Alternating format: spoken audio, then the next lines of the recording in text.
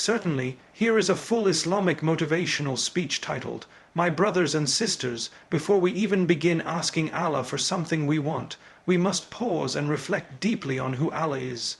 You see, in this world, we are often made to believe that people give, that bosses promote, that parents provide, that doctors heal, that friends support, that money brings happiness, that status brings value, but the reality is, none of these things are the true source. They are just the means, the tools. The one who truly provides always and only is Allah. If you want something, whether it's big or small, ask yourself, who controls it, who controls the hearts of people, who allows the rain to fall, the crops to grow, the wealth to circulate, who controls every breath you take and every beat of your heart. It is only Allah. He is Razak, the provider.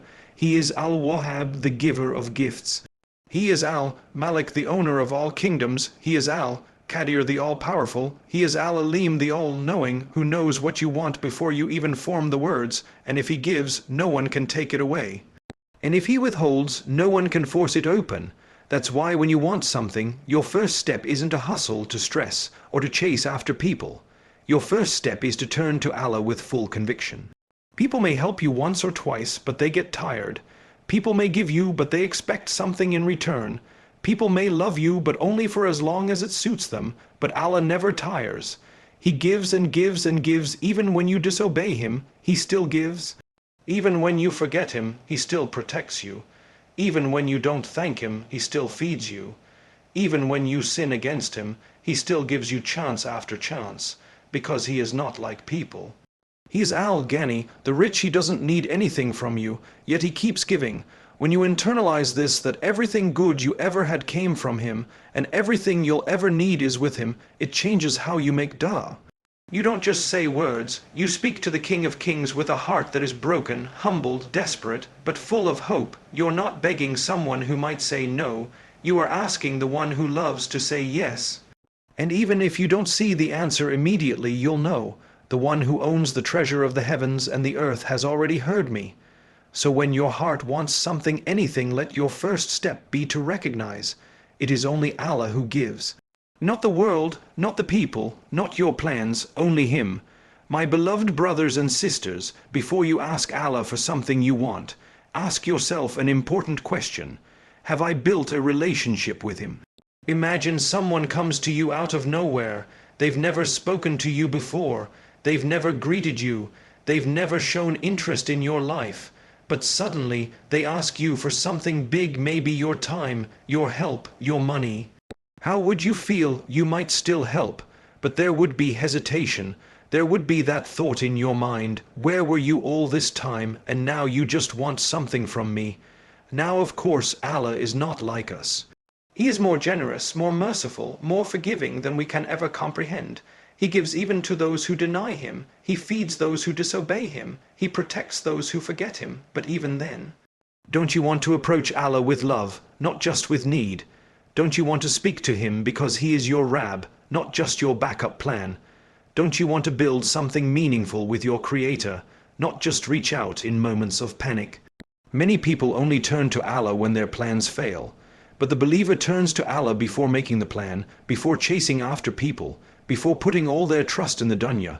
That's why our connection with Allah must be nurtured every day, not just in crisis.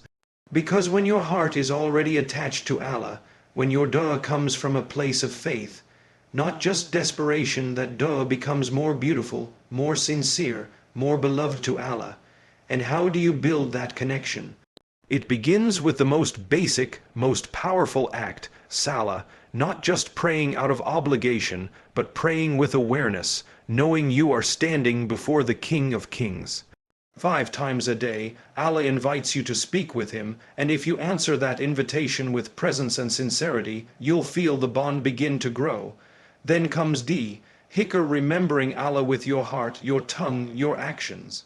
Saying Alhamdulillah when something pleases you, saying Astaghfirullah when you slip, saying Subhanallah when you see beauty, keeping your heart alive with His names, His remembrance. Then comes the Quran. Not just reading it, but listening to it, reflecting on it, allowing it to soften your heart. The Quran is not just a book of information, it's a conversation. Allah is speaking to you, and the more you listen, the more your soul responds. Then comes sincerity in your actions, even if they're small, giving quietly in charity, forgiving someone who wronged you, smiling at your parents, holding your tongue when you want to lash out. All of these small efforts add up.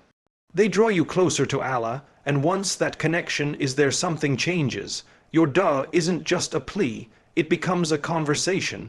It becomes a moment of intimacy with your Lord, a place of safety, a source of comfort. You don't just ask for what you want, you start asking for what He wants from you. And even if the thing you're asking for doesn't come right away, your heart feels peace because you're not just attached to the result anymore.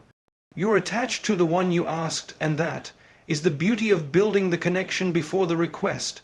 My dear brothers and sisters, once your heart recognizes that Allah is the only giver, and once you've built that sacred connection with Him, the next step is to ask. But how do we ask? What attitude do we carry in our hearts when we raise our hands in dua? It's not just about the words. It's about the state of the heart, the condition of the soul when you say, Ya Allah, grant me. The Prophet taught us something so powerful. He said, call upon Allah while you are certain of a response. This isn't just a statement, it's a mindset, a deep spiritual attitude. So many of us make dua, but inside we're already doubting. We're already thinking, will it happen? It probably won't. If maybe Allah won't answer someone like me. But stop, ask yourself, who am I asking? You're asking Al-Qadir, the all-powerful. You're asking Al-Alim, the all-knowing. You're asking Ar-Rahman, the most merciful. You're asking the one who created you from a drop of nothing and gave you everything you have today. So how could you doubt Him now? When you ask Allah, ask with yaqeen certainty that He hears you, He sees you, and He has full ability to give you more than you imagined. Don't treat your dua like wishful thinking. Treat it like a powerful transaction between the servant and the master, where the servant is completely confident that his Lord is listening, responding, planning, and preparing something beautiful. But, and here's the balance, while you ask with certainty, you also ask with humility. You don't demand from Allah. You don't raise your hands like you're entitled. You don't approach your Lord with arrogance. You come as a servant. You come as a beggar who is completely dependent. You come with a heart that says, Ya Allah, I know I'm not perfect. I've sinned, I've strayed, I've forgotten you more times than I can count. But here I am, asking you because I know you never get tired of forgiving. I know you never turn away the broken. That's humility. You acknowledge your weakness, but you never doubt His mercy. You admit your flaws, but you never underestimate His kindness. You may feel small, but you remember that He is the one who lifts the broken from the lowest point to the highest heights. My brothers and sisters, this combination of certainty and humility is incredibly powerful. Certainty keeps you hopeful, no matter how long the dua takes to be answered. Humility keeps you grounded, no matter how much you think you deserve it. And this is the key. You may not know how or when Allah will respond, but you are absolutely sure that He will, and that whatever He decides will be the best, because He knows what you know not. He sees what you cannot see. And He never, ever abandons the heart that turns to Him sincerely. So don't raise your hands with hesitation. Raise them with tears, yes, but also with conviction. Raise them with a trembling heart, yes, but also with trust. Say, Ya Allah, you are the only one who can give. If this is good for me, make it easy. And if it's not, replace it with something better, and don't let my heart break in the process. And truly know that Allah never leaves a sincere dua unanswered. It's only a matter of how He responds, and when, my dear brothers and sisters, now that we've understood who we are asking, and how we are supposed to ask with certainty and humility, there's another crucial ingredient that many people overlook, and that is timing and consistency in our dua. Let me ask you this. If you really wanted something from someone and you knew there was a specific moment when they were especially generous, when they were in the mood to give, when their heart was open, would you not wait for that moment? Would you not seize it with full focus? Likewise, Allah, out of His infinite mercy, has gifted us certain moments, special windows of time in which the doors of mercy are wide open, moments when the angels say Ameen to your prayers. Moments when your words rise to the heavens like perfume. Moments when your dua is not rejected, and yet many of us don't know them, or don't use them. Let's start with one of the greatest of those moments. Tahajjud, the last third of the night. This is a time when the world is asleep. No noise, no distractions, no phones buzzing, no meetings to rush to. Just you and Allah, a time of quiet surrender, a time where your soul speaks its truth. The Prophet said, "Our Lord descends to the lowest heaven in the last third of the night and says, 'Who is calling upon me, so I may answer him? Who is asking me, so I may give him? Who is seeking forgiveness, so I may forgive him?'" Imagine that. Every night, Allah is calling out to you, saying, "What do you need? Ask me." And so many of us sleep through that moment. If you want your dua to penetrate the heavens, if you want your heart to feel connected to the most merciful, set your alarm just a little earlier. Even if it's just 10 minutes before Fajr, even if all you can say is, "Ya Allah, you know what's in my heart, and I leave it with you," that dua made in that moment can change your entire destiny. Then there's the time between the adhan and iqama, another sacred window. The Prophet said, dua between the adhan and iqama is not rejected. So don't just sit there mindlessly, make use of it. Make it your habit that every time you hear the adhan, you pause your life for a moment and ask Allah for something real, something personal, something deep. Then we have the day of Friday. A whole day that is blessed, but within it, there is one hidden hour, a golden moment, in which dua is accepted.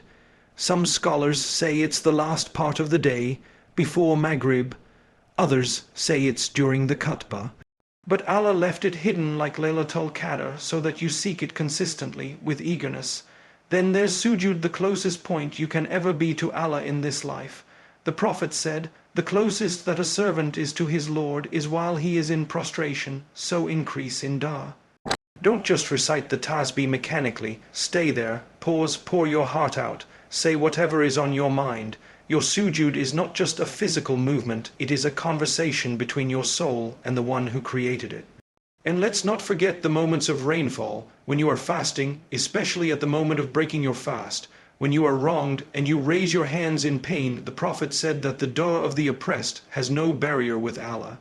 These times they are gifts, but to truly benefit from them, you need the second piece, consistency. You see, sometimes people make dua once or twice, and then they stop. They say, "I asked, nothing happened." But this mindset contradicts the essence of dua. Imagine a child who wants something from their parent. They don't ask once and walk away. They keep coming back. They ask in the morning, in the afternoon, at night. They ask when you're busy. They ask when you're distracted. And their persistence melts your heart, so you give. Now think, Allah is far more merciful than any parent. He never gets tired of hearing your voice. He never says, "You've asked too many times." In fact, He loves when you ask again and again. Why? Because every time you ask, you're turning back to Him. And that is the whole point. Not just to give you what you want, but to keep you close. So keep making dua every day. Even if you don't feel a change, something is happening. Either your heart is being softened, your sins are being erased, or something harmful is being pushed away that you never even knew was coming. Never think your dua is going to waste. Sometimes the door you're knocking on just takes time to open. And when it does, it opens wide.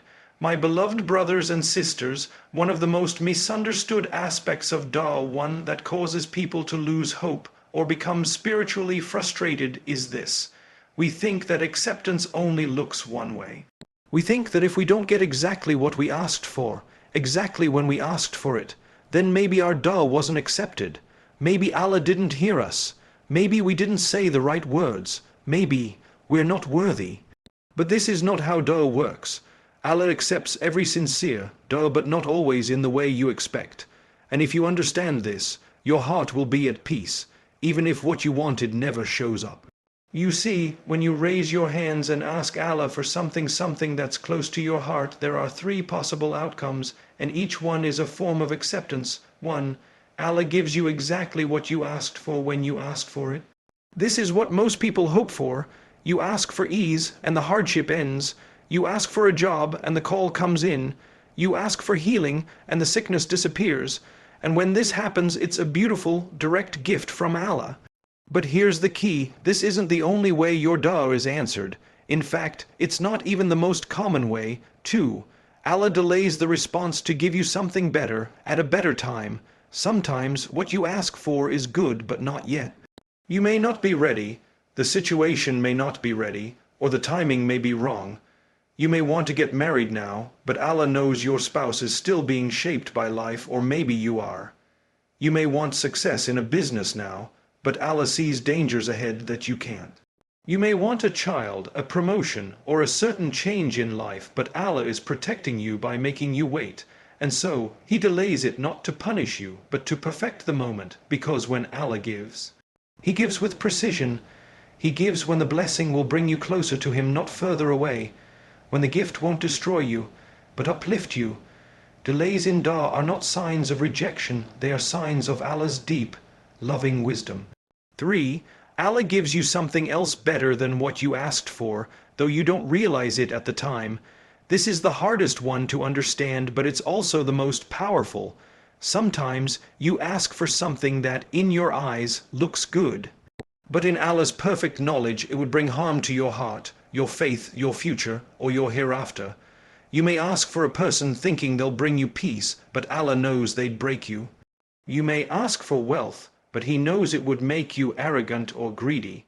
You may ask for ease, but Allah knows that struggle will strengthen your soul, so He protects you by not giving it, or He redirects the dua and gives you something greater, something you didn't even think to ask for. You may have asked for something in this dunya, and instead Allah rewards you with something in Jannah. You may have wanted comfort, and He gives you resilience instead. You may have wanted to be spared pain, and He gives you strength through the pain, so you can grow into someone better. This is still acceptance, because the dua was never just about the request, it was about the relationship. It was about your connection to Allah, your trust, your surrender, your willingness to say, Ya Allah, you know what I want, but you also know what I need, so I leave it with you. And when you reach that point of trusting the outcome even when it hurts, you will start to taste the sweetness of faith. You'll realize that true peace doesn't come from getting what you want. It comes from knowing that whatever Allah chooses, it's always better than what you imagine. So yes, your dua was accepted, even if the thing you wanted never came, even if the door you knocked on never opened, even if the tears you cried didn't get the answer you hoped, for they got you closer to Allah. They softened your heart. They raised your rank. They were recorded by angels. They may be the reason Allah forgives you and enters you into paradise. And is that not a better outcome than anything you could have asked for in this dunya? My dear brothers and sisters, after recognizing who Allah is, after building a deep connection with Him, after asking with certainty and humility, after being consistent in dua and trusting its acceptance in whatever form it comes, there's one more essential truth we must understand. Dua is not a substitute for action. Dua is a partner to action, a booster to effort, a blessing upon movement, not a replacement for it. You see, some people raise their hands and say, Ya Allah, grant me success. But they haven't put in the work. They haven't taken a single step toward what they're asking for. They want results, but they haven't shown readiness. That's where the beautiful hadith of the Prophet comes in. He said to a man who asked if he should leave his camel untied and trust in Allah, tie it and then trust in Allah. Simple words, but filled with profound wisdom. Let's reflect on this. If you leave your camel untied and say, if Allah wills, it won't run away, you are misunderstanding tawakkul, trust in Allah, because true tawakkul means you do everything within your human capacity and then you leave the outcome to Allah. It means you plant the seed, you water the soil, you clear the weeds, you protect the plant from pests, and then you raise your hands and say, Ya Allah, I've done what I can now, you bless it. It's not just saying, Ya Allah, give me rizq, sustenance. While you're sitting idle, doing nothing, it's not just asking for healing, but ignoring the doctor, the medicine, or your health. It's not just wanting a righteous spouse, but making no effort to become a righteous partner yourself. It's not just asking for your children to be guided, while your own example is far from the deen. My brothers and sisters, even the prophets, the most beloved to Allah, had to put in the effort. Nuh didn't just pray for salvation, he built the ark with his own hands. Musa didn't just ask Allah to save him, he walked straight toward the sea with full trust. Maryam, while in the pain of childbirth, was told to shake the trunk of the palm tree, even though she was exhausted and alone. Why? Because action, no matter how small, is a form of faith. It shows Allah that you are serious about your da'ah. Think about it. If you want to pass an exam, you have to study. If you want to open a business, you need a plan. If you want to memorize Quran, you must open the mushaf and repeat. If you want to be forgiven, you must make sincere tawbah and change. And if you want change in your life, you must be willing to do the work even if it's hard, even if it's slow. Tying your camel is about taking responsibility. It's about showing Allah, through your effort, that you're not just making noise with your tongue, your heart, and your limbs are involved too. But here's the beauty: once you've tied your camel, once you've done your part, that's when you can find peace in your da'ah. Because now your heart is clear. Ya Allah, I've taken every step I could, now I leave it in your hands. And that is the moment when da'ah becomes powerful. Not desperate, not empty, but full of reliance, full of submission, full of tawakkul.